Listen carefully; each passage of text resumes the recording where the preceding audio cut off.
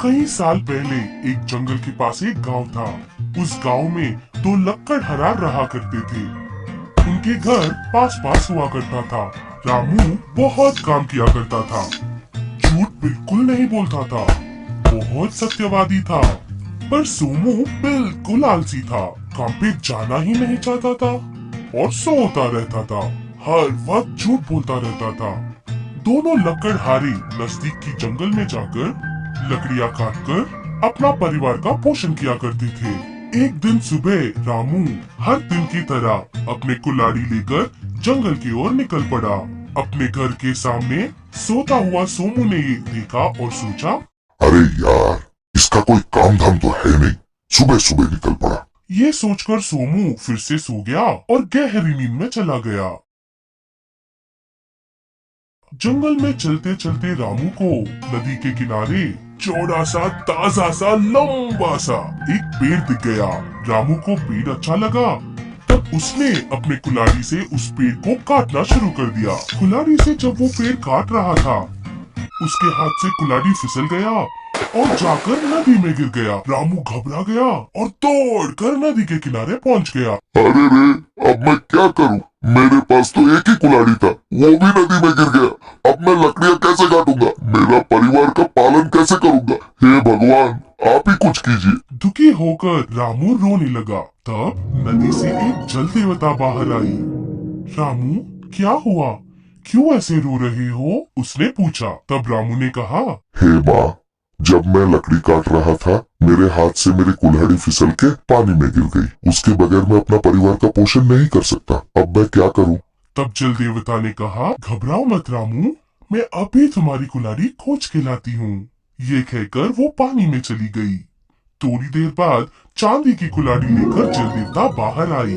रामू, क्या ये तुम्हारा कुल्हाड़ी है? रामू ने कहा, हे माँ, ये मेरी कुल्हाड़ी नहीं है, मेरी तो लोहे की कुल्हाड़ी है। जल देवता वापस पानी के अंदर चली गई। इस बार वो एक सोने की कुल्हाड़ी लेकर बाहर आई। रामू, ठीक से देखकर बोलो, यही तुम्हारी कुल्हाड़ी है ना? पहचानो तो। रामू ने फिर से कहा, हे माँ, ये सोने की कुल्हाड़ी है, मेरी नहीं है। मेरी तो लकड़ी काटने के लिए मामूली सी लोहे की कुल्हाड़ी है। तब जल देवता फिर से पानी के अंदर चली गई और इस बार रामू की कुल्हाड़ी लेकर बाहर आई।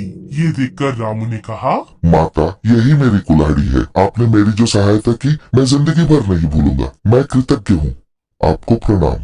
तब जल देवता ने कहा, रामू, तुम्हारी सच्चाई देखकर मैं बहुत खुश हुई, इसलिए ये तीनों कुल्हाड़ी मैं तुम्हें भेंट देती हूँ। लो, ये तीनों ले लो। ये कहकर वो तीनों कुल्हाड़ी रामू को दे दी। उन तीनों कुल्हाड़ियों को लेकर बहुत खुश होकर रामू अपना घर चला गया। अपने घर जाते हुए रामू को सोमू ने देखा और सोचा, सुबह लोहे का कुल्हाड़ी लेके निकला था, अभी सोने और चांदी का कुल्हाड़ी साथ ला रहा है। जंगल में कुछ न कुछ तो जादू हुआ है, मुझे सारी बातें पता करना पड़ेगा। फिर वो दबे पाव रामू के घर की तरफ चला गया। घर में उसकी बीवी ने उसे पूछा, क्या हुआ जी, ये कुल्हाड़ियाँ कहाँ से लाए? तब रामू ने पूरी कहानी अपनी बीवी को बताई। उसने कहा, ये कुल्हाड़ियाँ बेचने से हमें बहुत पैसे मिलेंगे, उन पैसों से हम बहुत सुख से रह सकते हैं। ये सब चुप चुप के सुनते हुए सोमू ने सोचा, मुझे भी किसी भी हालत में ऐसी कुल्हाड़ियाँ जुगाड़ करनी पड़ेगी। कुल्हाड़ियाँ बेच के जो पैसे मिले, उससे रामू ने एक बड़ा सा घर बनाया। इतने पैसे होने के बावजूद भी उसने कभी भी लकड़ियाँ काटने की काम नहीं छोड़ी। सुबह सुबह लकड़ियाँ काटने के लिए वो निकल रहा था तो सोमू ने सोचा, ये कितना बेवकूफ आदमी है, इतने पैसे कमाने पर भी अभी भी लकड़ियाँ काटने का काम इसने छोड़ा नहीं। इतने पैसे अगर मैंने कमाए होते तो आराम से सो के जिंदगी व्यतीत कर देता। वो जल देवता कहाँ रहती है, मुझे पता करना पड़ेगा। ये सोच के वो वहाँ से चला गया। जंगल से जाता हुआ सोमू को नदी के किनारे पेड़ काटते हुए रामू दिखाई दिया तो सोमू ने सोचा, अच्छा, ये बात है, तो इसकी कुल्हाड़ी इसी नदी में गिरी होगी। जरूर जल देवता भी यही रहती होगी, मैं यही छुप कर बैठता हूँ। रामू ने अपना काम खत्म किया और वहाँ से चला गया। सोमू दौड़ते हुए नदी के किनारे पहुँचा। उसने अपनी कुल्हाड़ी उठाई और नदी में फेंक डाला। अरे बाप रे, मेरी कुल्हाड़ी तो नदी में गिर गई है। भगवान, मेरी कुल्हाड़ी मुझे किसी भी तरह वापस दिलाइए। इस तरह वो मगरमच्छ के आंसू बहाने लगा। फिर पानी में से जल देवता बाहर आई और पूछा, क्या हुआ बेटा, क्यों रो रहे हो? मेरी कुल्हाड़ी पानी में गिर गई है। मैं क्या करूं, मुझे समझ में नहीं आ रहा है, इसलिए रो रहा हूं माते। सोमू के बातें सुन के जल देवता को उसके नाटक के बारे में पता चला।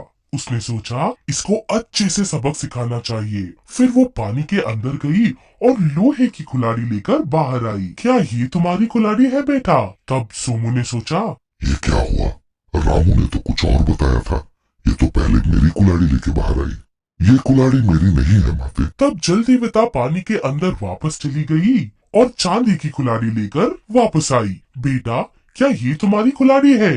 तब सोमू ने कहा, नहीं माँ, ये मेरी कुल्हाड़ी नहीं है। इस बार जल देवता सोने की कुल्हाड़ी लेकर बाहर आई। ठीक से देखकर बताओ, ये तुम्हारी कुल्हाड़ी है ना बेटा?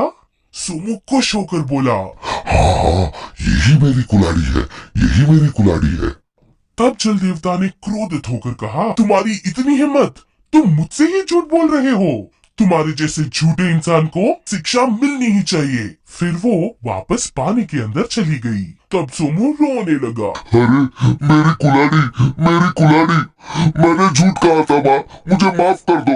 आइंदा से ऐसा नहीं करूंगा। कुल्हाड़ी के बगैर मैं नहीं जी पाऊंगा। वो बहुत रोया पर कोई फायदा नहीं हुआ। फिर पछताते हुए वो वहाँ से चला गया। तो समझे बच्चों, हम अगर सच्चाई के राह पर चलेंगे तो भगवान हर वक्त हमारे साथ देंगे।